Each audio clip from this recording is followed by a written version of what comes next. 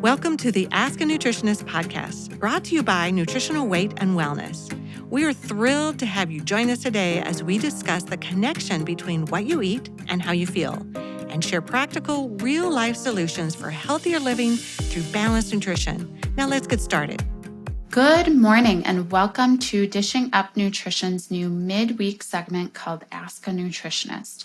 On today's show, brought to you by Nutritional Weight and Wellness, we will be answering a nutrition question we've received from our Dishing Up Nutrition listeners. The question today is, how do you decide which magnesium to take? You mentioned magnesium glycinate is the most absorbable form. What about magnesium chloride?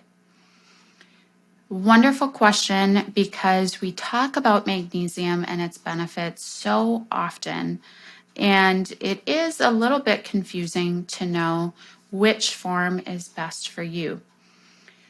So first, let me tell you a little bit about magnesium and the functions in the body. It's an extremely important mineral involved in hundreds of different biochemical reactions.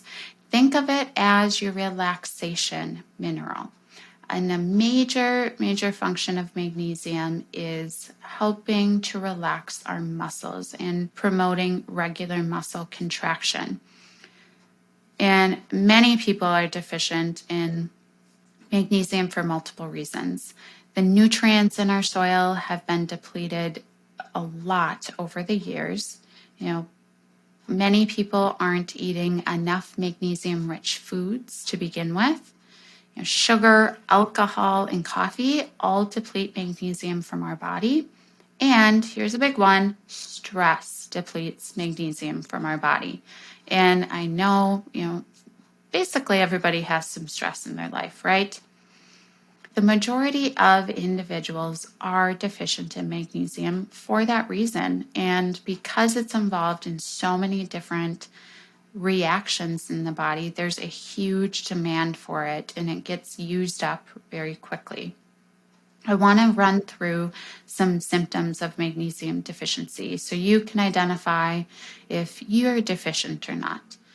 Muscle cramps, spasms, or twitching, insomnia, anxiety, irritability, heart palpitations, constipation, headaches, migraines, fatigue, high blood pressure, PMS, and menstrual cramps.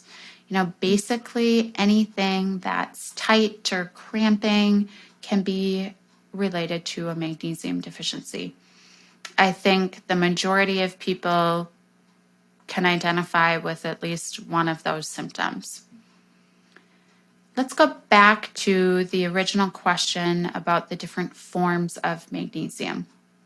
Magnesium glycinate is a highly absorbable form because it's chelated, and chelated means that it's bound to something to basically help carry it across the lining of our gut, so we absorb it a lot better. Magnesium glycinate specifically is bound to the amino acid glycine, and glycine has a very calming effect on the body. So together, it makes a great supplement for sleep and relaxation. This is the magnesium glycinate is my go-to magnesium recommendation for the majority of my clients, unless you tend towards constipation. Then I would choose a magnesium citrate or the NutriKey mixed magnesium. Mixed magnesium is generally my preference for individuals that experience constipation because it contains half magnesium glycinate and half magnesium citrate. So you get all the benefits of the magnesium glycinate, but then the magnesium citrate will pull fluid to your stool to help to soften it. If you take too much magnesium citrate, you're going to get loose stools. So it does take a little bit of trial and error to find that right dosage for you. Forms of magnesium that you want to avoid are magnesium oxide and carbonate. Those are poorly absorbed forms and generally just cause diarrhea. So even in your multivitamin, If you take one, I would look at the ingredient list or the facts page and look at the form of magnesium in that.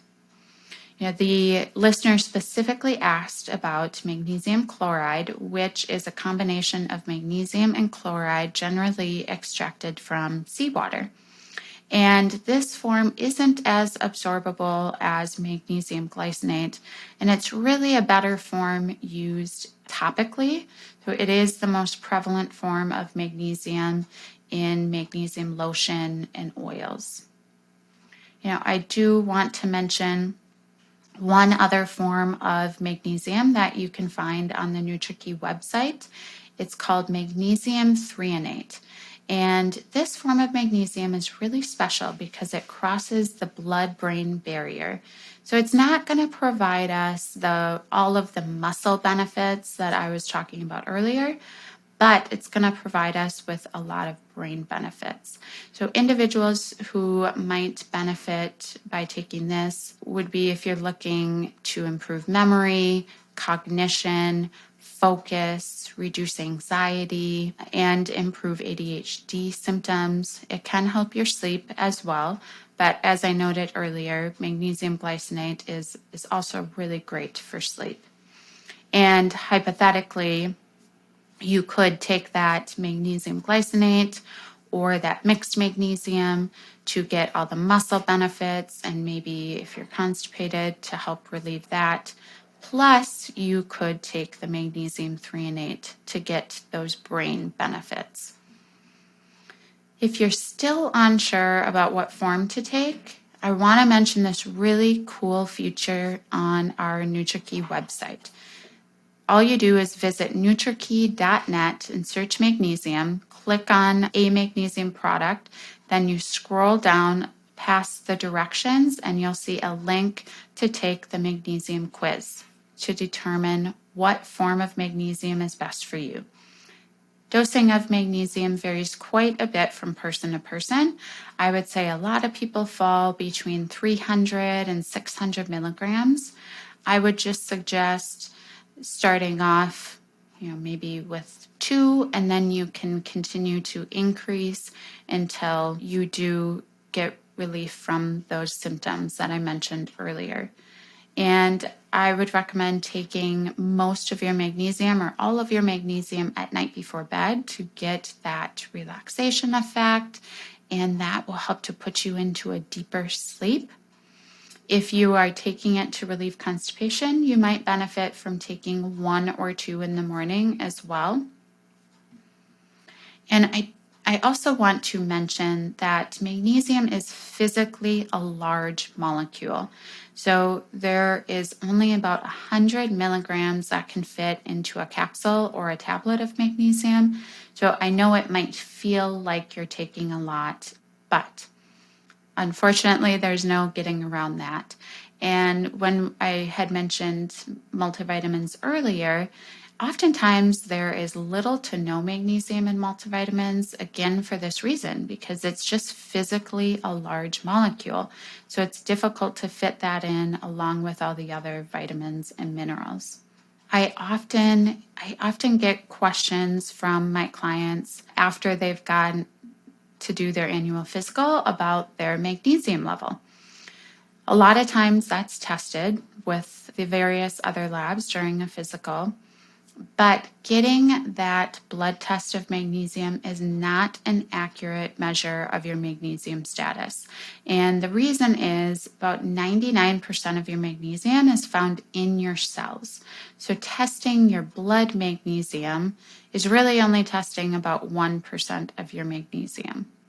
So I would not use that as a way to measure whether or not you need to supplement with magnesium.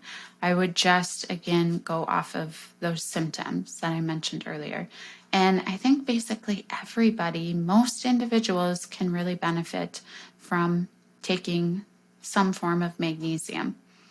And I don't want to forget to mention food sources of magnesium. Of course, you always want to focus on the food part of getting all the adequate nutrients in.